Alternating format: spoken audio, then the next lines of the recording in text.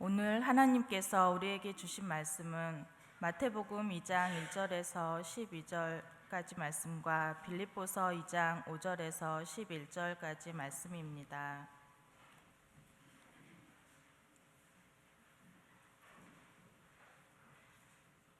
이제 봉독합니다. 하나님의 말씀을 경청하십시오. 먼저 마태복음 2장 1절에서 12절 말씀입니다. 헤롯 왕 때에 예수께서 유대 베들레헴에서 나심에 동방으로부터 박사들이 예루살렘에 이르러 말하되 유대인의 왕으로 나신 이가 어디 계시냐? 우리가 동방에서 그의 별을 보고 그에게 경배하러 왔노라 하니 헤롯 왕과 온 예루살렘이 듣고 소동한지라. 왕이 모든 대제사장과 백성의 서기관들을 모아 그리스도가 어디서 나겠느냐 물으니 이르되 유대 베들레헴이오니 이는 선지자로 이렇게 기록된 바 또 유대 땅 베들레헴아 너는 유대 고을 중에서 가장 작지 아니하도다. 내게서 한 다스리는 자가 나와서 내 백성 이스라엘의 목자가 되리라 하였음이니이다. 이에 헤롯이 가만히 박사들을 불러 별이 나타난 때를 자세히 묻고 베들레헴으로 보내며 이르되 가서 아기에 대하여 자세히 알아보고 찾거든 내게 고하여 나도 가서 그에게 경배하게 하라. 박사들이 왕의 말을 듣고 갈새 동방에서 보던 그 별이 문득 앞서 인도하여 가다가 아기 있는 곳 위에 머물러 서 있는지라.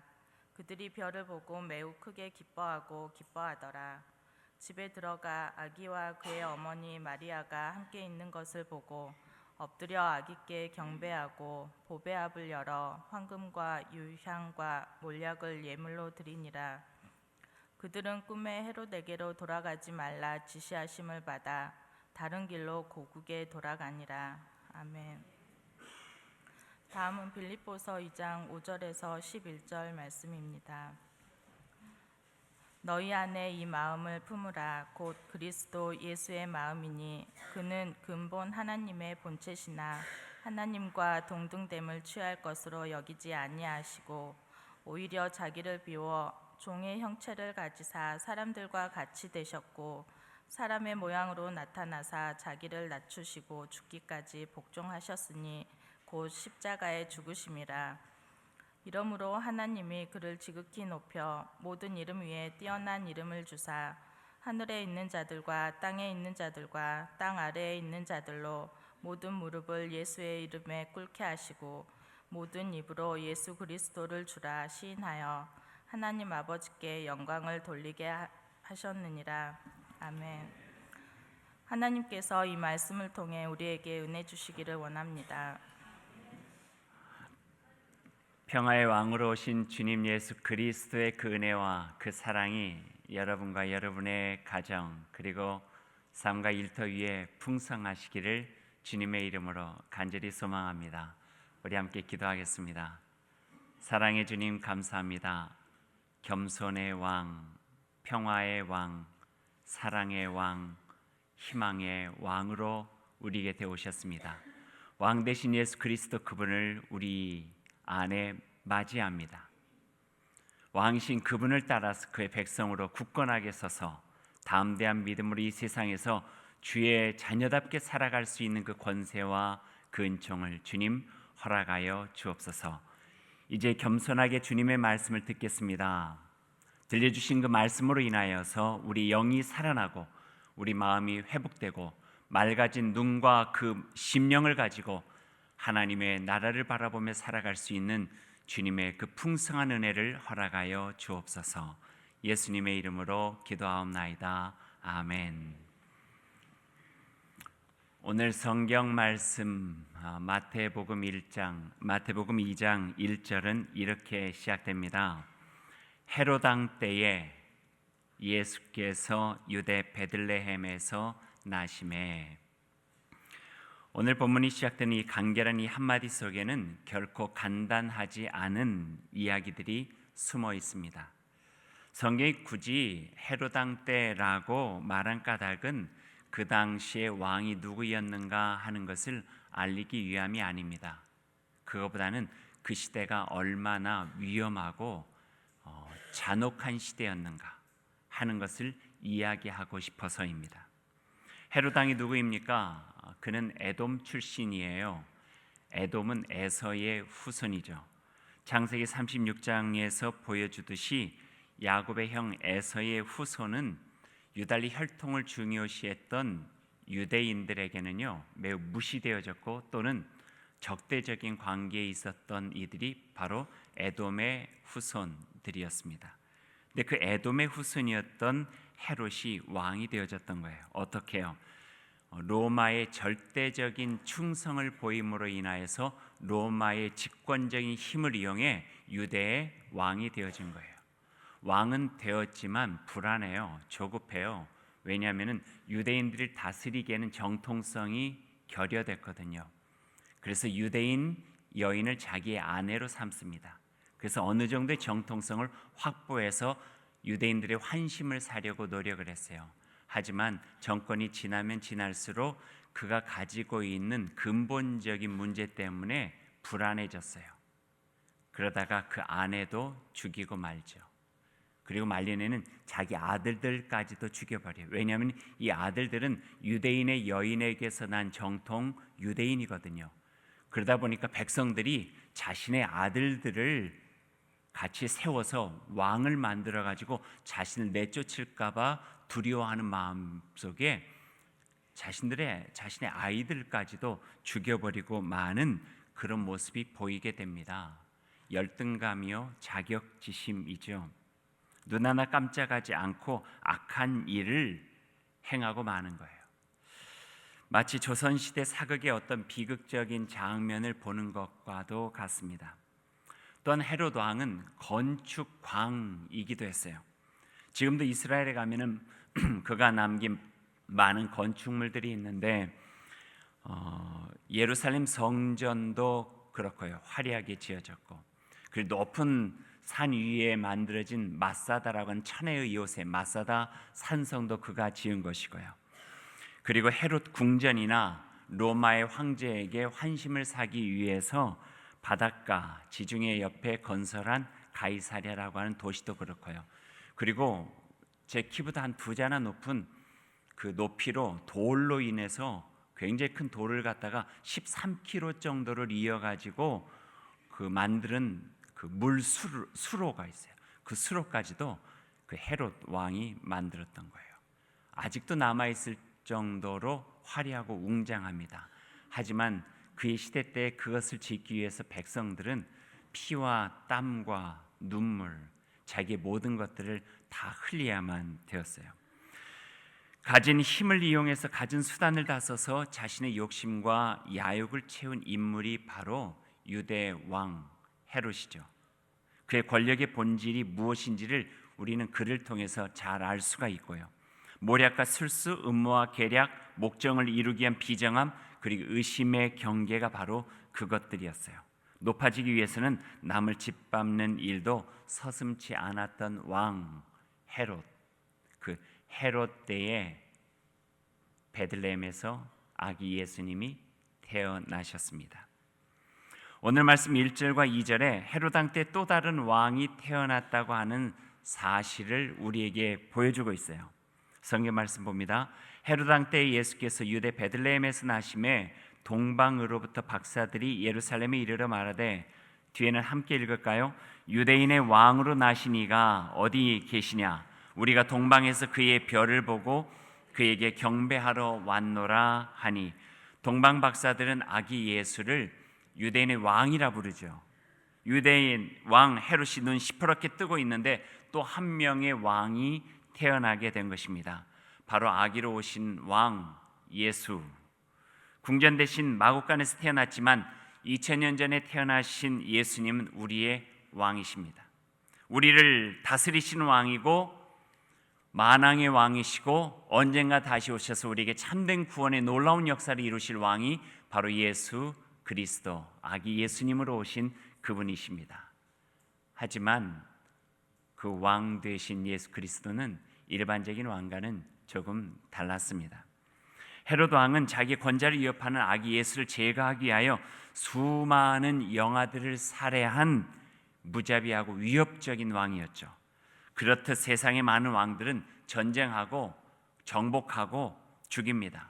세상의 많은 왕들은 백성을 무시하고 지배하고 억압하고 착취합니다. 하지만 예수님은 백성들의 안위를 돌보고 지켜주시는 왕이십니다. 평화의 왕이시고 이름 없는 이들까지 섬기셨던 겸손의 왕, 그분이 바로 우리가 섬기는 위대한 왕 예수 그리스도이십니다. 우리나라에도 왕이라 불렸던 분들이 많이 있어요. 조선시대만 해도 태정태세 문단세 예성연중 임명선, 여러분 아직도 기억하고 계시죠? 맞으면서 외웠던 것은 잊어버리질 않더라고요. 27명이나 되는 조선시대 왕들이 있어요. 그 중에 존경받는 왕들이 있습니다. 좋아하는 왕들도 있고요. 예를 들자면 이산, 누구예요? 정조. 하지만 개인적인 차이를 떠나서 모든 이들이 존경하고 추앙하는 이가 있다고 하면은 이도 세종 대왕일 거예요. 조선시대 4대 임금 22살의 왕이 올라서 32년간 오직 나라와 백성들을 위해서 헌신한 왕이죠.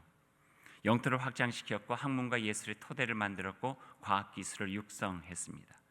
백성의 인권과 사회 정의를 위해서 애썼던 왕이 바로 세종입니다. 그로 인해 조선왕조 500년의 깃들이 잡혀졌다 해도 과언이 아니고요. 얼마나 우리 백성들이 이 세종 대왕을 좋아하는지 지폐에 보면은 유일하게 있는 왕은 세종이죠. 10,000원짜리를 펴보세요. 거기에 세종대왕의 얼굴이 있어요.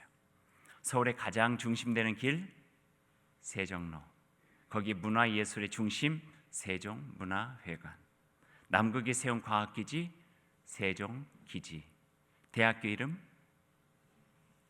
기업체 이름, 해군 함정의 이름, 미래를 위해서 세운 도시의 이름 세종시.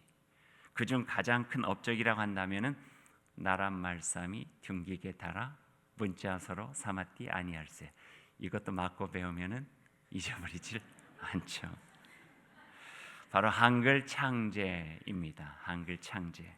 우리 후손에게 가장 존경받는 큰 인물이 바로 대왕 세종, 세종 대왕이 아닐까 하는 생각을 합니다.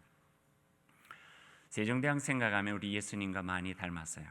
한 인간을 주님과 비교하는 것이 마땅치 않을지 모르지만 나라를 사랑하고, 물론 조선과 하나님의 나라는 다르겠지만 또 백성을 사랑하고, 물론 조선의 백성들과 하나님 나라의 백성, 온 인류와 조금 다르겠지만 그 마음만, 그 진정성만은 참 많이 닮았다 생각되어집니다. 조선왕조 초기에 혼란을 수습하고 태평성대를 열어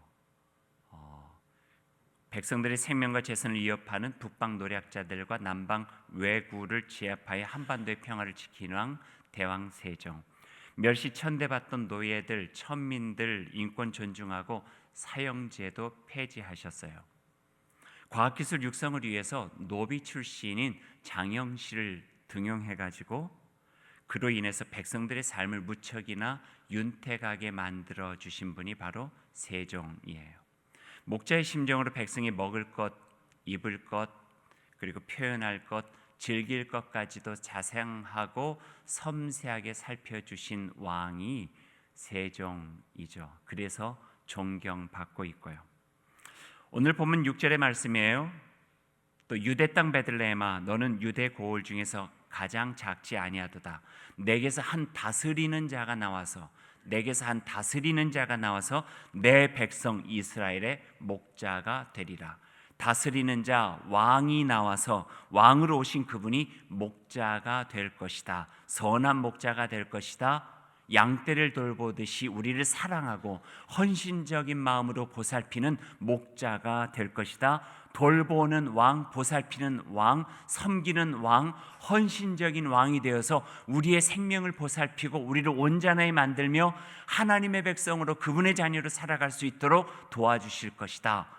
오늘 6절의 말씀은 미가서의 예언을 통해서 우리에게 선언하고 계세요. 백성들의 몸과 마음 돌보고 먹이며 지키며 평화로운 삶으로 인도해 주신 목자 되신 왕 예수 그리스도, 유대인의 왕이 되셔서 죄와 사망의 사슬에 결박된 백성들을 해방시키고 참된 평화를 누리게 하시는 왕 예수. 하나님과 사람 사이, 사람과 사람 사이 원수된 것 십자가로 소멸하시고 모든 장벽 허물고 온 인류 가운데서 하늘과 땅이 맞닥뜨려서 평화와 화해의 놀라운 역사로 기뻐하며 참여할 수 있도록 도와주시는 왕 예수 그리스도. 평화의 왕, 겸손의 왕, 그분이시죠. 만왕의 왕이라 하셨고 왕 중의 왕이라 하셨습니다. 이사야서 9장 6절, 이는 한 아기가 우리에게서 낳고 한 아들을 우리에게 주신 바 되었는데 그는 어깨에는 정사를 메었고 그의 이름은 기묘자라, 모사라, 전능하시는 하나님이라, 영존하시는 하나 아버지라, 평강의 왕이라 할 것이라. 왕 되신 예수 그리스도, 그분이 이 땅에 오셨습니다. 그분을 맞이하는 날이 성탄절이고요. 온 세계 샬롬, 평화를 이루는 평강의 왕 임마누엘 예수 그리스도이십니다. 그런데 한 왕을 죽이려 합니다. 베들레헴 마구간 연약한 아기로 오신 예수님을 막강한 권력을 가진 헤롯 왕이 제거하려고 해요. 무자비하게. 한 사람을 찾아낼 수 없으니까 2살 아래 모든 영아를 다 죽이라 하는 정말 무자비하고 무정한 명령까지 내려서 한 왕을 제거하려고 하는 거예요. 아기 예수님의 운명은 풍전등화, 바람 앞에 등불이에요. 막강한 권력을 가진 헤롯 왕 앞에 아무런 힘이 없으신 예수 그리스도는 무방비 상태죠. 하나님께서 꿈에서 예시해 주셔서 이집트로 도망할 수 있는 일이 유일한 생명을 보존하는 일이었어요. 헤롯 왕은 겉모술수로 살아온 사람답게 은근한 말로 동방박사를 회유하고 있죠. 가서 그 아이를 샅샅이 찾아보시오. 찾거든 그리고 나에게 알려주십시오. 나도 가서 그에게 경배할 것이요. 그 겸손한 말태는 그 속에 비열한 비수와 같은 것이 숨겨져 있었어요. 이게 어찌 보면은 또 다른 세상 권력의 속성인지도 몰라요. 동방에서 온 나이 많은 이들은 별빛의 인도를 받아서 예수 계신 곳 베들레헴 마구간까지 찾아가게 되고 갓난 아기 앞에 엎드려서 절을 합니다.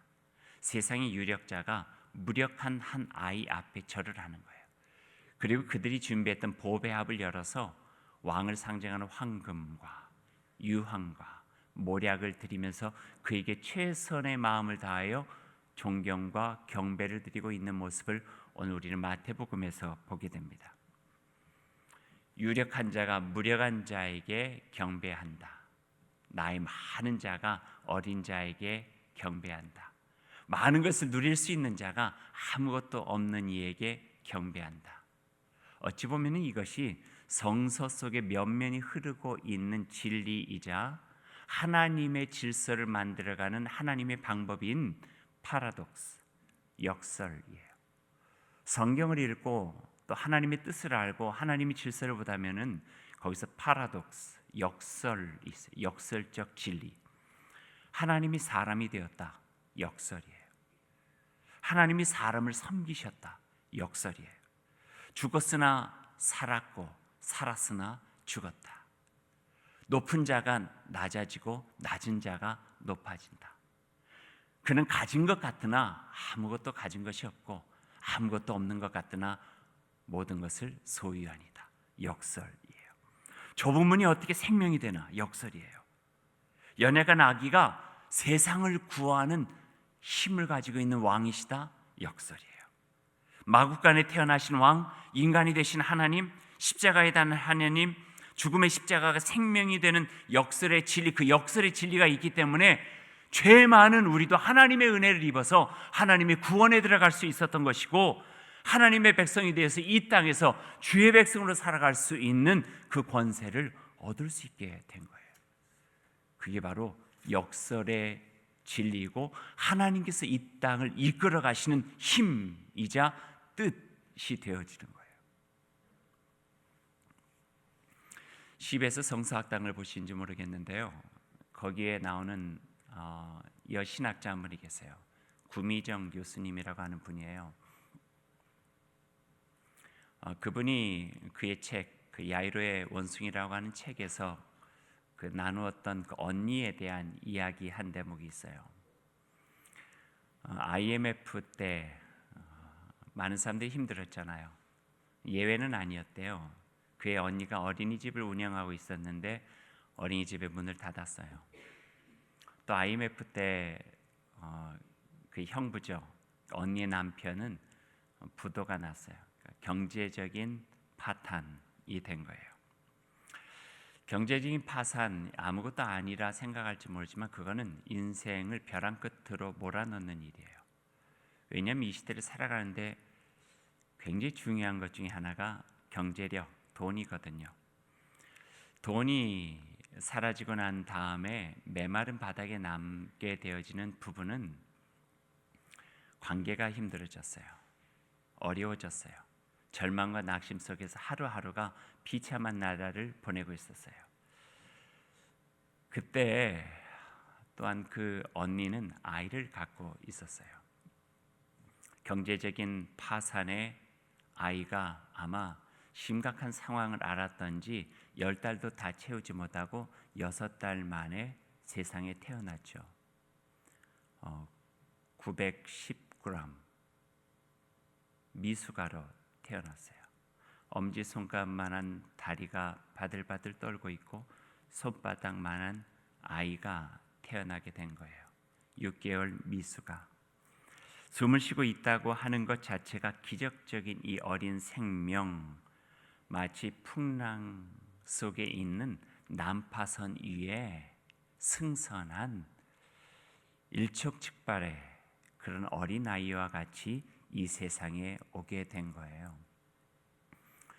이 부모의 마음에는 이 어린 생명이 복음이요 선물이 아니라 마치 절망의 끝이자 저주와 같이 느껴졌대요. 그분들의 고백이에요. 게다가 그 미숙아들이 올 수 있는 합병증, 유리질막증, 기관지 폐 이형성증, 폐혈증이 있어서 심각한 상황 속에 있었어요. 의료진들도 부모도 할 수 있는 일들이 아무것도 없었어요. 근데 그 손바닥만한 아이가 그 속에 있는 하나님께 주신 그 창조적인 생명력을 가지고 스스로 버텨나가고 이겨나가기 시작하는 거예요. 자기 속에 있는 어려움들을 다 겪어내면서 스스로 자기 생명을 연단해 나가면서 자라나기 시작하는 거예요. 하루, 이틀, 한 달, 두 달 조금씩 무게도 늘어가면서 생명을 유지하고 커나가기 시작하는 거예요. 살 수 없었을 것 같았던 그 아이가 하나님이 주신 생명으로 그 난관을 이겨가는 가운데 그 부모는 그 아이에게서 하나님의 신비를 경험하게 돼요. 마치 이 아이가 경제적인 파산, 인생의 마지막 벼랑 끝에 몰린 상황인 자기의 모습들과도 같다고 생각했던 그 부모에게 이 아이가 힘겨워서 이겨내는 모습들이 그 마음속에 은혜가 되어진 거예요. 마치 우리 안에도 하나님께 주신 그 창조의 생명력과 하나님의 은혜와 사랑과 용기가 우리에게도 있어서 이 엄청난 상황을 이겨내고 극복할 수 있다고 하는 하나님께 주시는 그 음성을 듣는 것만 같았어요. 이겨내요. 기도로 이겨내요. 말씀으로 이겨내요. 내 힘이 아니라 내 안에 오신 하나님의 음성으로, 이 절망적인 아이 속에 보여주신 하나님의 은혜로 그들의 역경 속에 있는 삶을 극복해 나가기 시작했던 거예요. 산산조각날 위기에 처해 있었던 부부간의 관계나 가정의 치유를 이루어 주셨고요, 세상을 원망하며 좌절과 한숨 속에 있었던 그 가정을 하나님께서 회복해 주셨어요. 그 부모는, 언니 부부는 그 아이에다가 이름을 엄지공주, 이름 소리래요. 소리라고 붙였대요. 하나님의 은혜죠. 이게 역설적인 진리예요. 약함이 강함이에요. 겸손함이 이겨요. 십자가가 생명이에요. 베들레헴 아기 예수로 오신 예수 그리스도, 그분에게서 생명을 발견했던 거예요. 미처 다른 사람들은 다 알아채지 못한 것을 하늘을 보면서 그 마음속에 유대인의 왕을 꿈꿨던 그 3명의 박사들은 그 속에 하나님의 진리가 어떤 것인지, 그를 통해서 이루실 나라가 무엇인지, 그들을 통해서 하나님께서 구원하실 일들이 무엇인지를 경험하게 되었던 것이고, 그 앞에 무릎 꿇고 세상을 구원하실 평강의 왕으로 오시고 겸손한 왕으로 오셨지만 위대한 왕이고 만왕의 왕이신 예수 그리스도, 그분을 자신들의 모든 것을 다하여서 경배하는 그 아름다운 모습을 보게 되는 거예요. 여러분, 지난 며칠 동안 우리의 눈과 귀는 좀 복잡했어요. 정윤회 사건, 땅콩 사건으로 불려지는 대한항공 회항, 이 사건을 보면서 제 마음에 드는 생각이 하나가 있었어요. 그것은 권력과 돈에 겸손과 섬김이 없으면 악이 될 수도 있다 하는 생각이에요. 어떤 권력이든지 겸손이 배제되면 수많은 사람들에게 고통을 줄 수 있어요. 그래서 힘이 있는 자나 더 큰 힘이 될 수 있는 돈이 있는 자는 겸손해야 돼요. 또 그들에게 요구되어지는 도덕성이나 선한 양심, 덕망 있는 책임들을 지키면서 살아가려고 안간히 힘을 써야 돼요. 그러지 않으면 그 힘 있는 돈과 힘 있는 권력이 우리조차 변질시켜버리고 말거든요. 주님께서도 그 권력의 본질을 꿰뚫어 보고 계셨어요. 그래서 이렇게 말씀하셨어요. 너희가 아는 대로 이방 민족들의 통치자들은 백성을 마구 내리누르고 고관들은 백성에게 세도를 부릴 것이다. 그때나 지금이나 이것이 권력의 모습이래요. 오죽하면 시편 시인이 세상의 통치자들을 두고 그들은 독사처럼 도끼가 서려 귀를 틀어막은 귀머거리 살무사와 같다, 그렇게 험한 말을 했겠어요. 우리가 알듯이 부패한 권력이 그랬었고요, 욕심에 찬 기업이나 단체가 그렇고, 세속화되고 탐욕에 찬 교회 권력도 예외가 아니었어요. 우리 주님은 우리에게 전혀 다른 삶의 방식을 제시하고 계세요. 너희 가운데서 위대하게 되고자 하는 사람은 누구든지 너희를 섬기는 사람이 되어야 하고, 너희 가운데서 으뜸이 되고자 하는 사람은 너희의 종이 되어야 한다. 인자가 온 것은 섬김을 받으려 함이 아니라 도리어 섬기려 하고 많은 사람에게 자기를 대속물로 주려 함이다. 이게 주님께서 우리에게 보여주신 전혀 다른 삶의 방식이에요. 예수 그리스도께서 아기 예수로 오셔서 우리에게 보여주셨던 왕 같은 삶의 모습이 바로 여기에 담겨져 있어요. 그리고 예수님은 제자들과의 마지막 유월절 식사 자리에서 자신의 무릎을 꿇고 겸손하게 제자들의 더러운 발을 씻겨 주셨죠.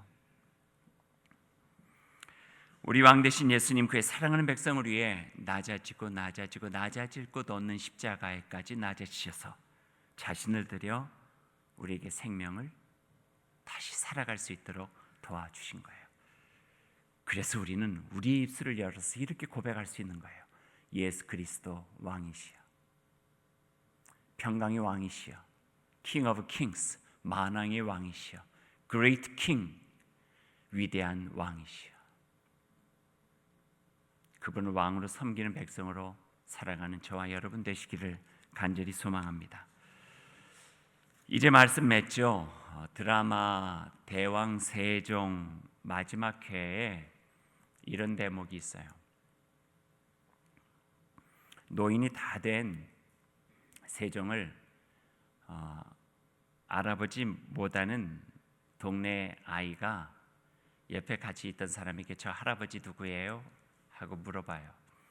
그 옆에 있던 사람이 노비 출신으로 그 친구처럼 대왕 세종과 같이 지냈던 장영실 씨예요. 장영실은 그 아이에게 이렇게 이야기를 해요. 저분은 이 세상에서 가장 높은 분이며 가장 낮은 분이기도 하단다. 단 한 명의 백성도 저분에게는 하늘이었고 땅이었고 우주였단다. 그렇게 이야기를 해요. 예수님 가장 높으신 하나님이셨지만 가장 낮고 약한 아기가 되셨어요. 아무리 비천한 사람일지라도, 아무리 못나고 못 배우고 약한 사람일지라도 예수님께서는 그 한 사람이 하늘이었고 땅이었고 우주셨어요.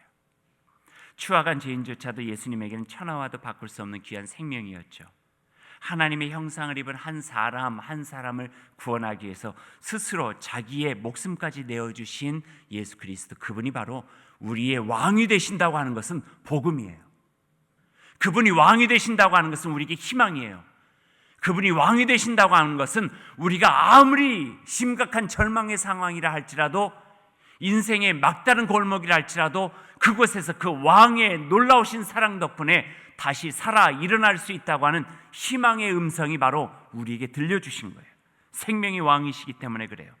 그분이 왕이셔서 그분이 세상의 눈먼 우리의 눈을 그 사랑으로 눈뜨게 하시고 하나님 나라를 바라보시며 하나님 나라의 백성으로 살아갈 수 있는 위대한 왕을 섬기는 그의 백성으로 우리를 살아갈 수 있도록 도와주신 거예요.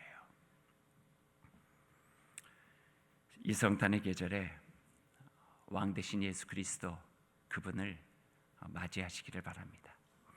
그래서 우리 심령 회복되고요, 우리의 영혼 치유되고요, 우리의 삶은 주의 백성으로 다시 한번 새롭게 되어져서 주님 예수 그리스도를 왕으로 맞아들인 그분의 백성으로 가슴을 펴고 담대한 마음으로 이 세상 내 앞에 있는 모든 것들을 이겨내고 하나님의 나라의 백성으로 이 세상 아름답게 살아가 주님의 귀한 열매 맺는 주의 백성 될 수 있기를 간절히 소망합니다. 예수 그리스도, 그분을 왕으로 섬기는 주의 백성으로 살아갈 때에 하나님께서 여러분을 축복해 주실 줄로 믿습니다. 기도하겠습니다.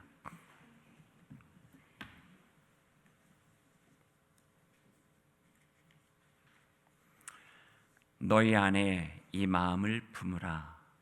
곧 그리스도 예수의 마음이니 그는 근본 하나님의 본체시나 하나님과 동등됨을 취할 것으로 여기지 아니하시고 오히려 자기를 비워 종의 형체를 가지사 사람들과 같이 되셨고 사람의 모양으로 나타나사 자기를 낮추시고 죽기까지 복종하셨으니 곧 십자가에 죽으심이라. 십자가에 달리신 왕 예수 그리스도, 그분을 믿습니다. 누가 왕인가요? 누가 진정한 왕인가요? 예수 그리스도, 그분을 왕으로 섬기는 주의 백성 될 수 있기를 원합니다. 소망합니다. 그리고 왕 되신 예수 그리스도, 그분을 따라서 온전하게 살아나가 하나님의 나라를 이루며 살아가는 그 은혜를 주님 누릴 수 있도록 역사하여 주옵소서. 예수님의 이름으로 기도하옵나이다. 아멘.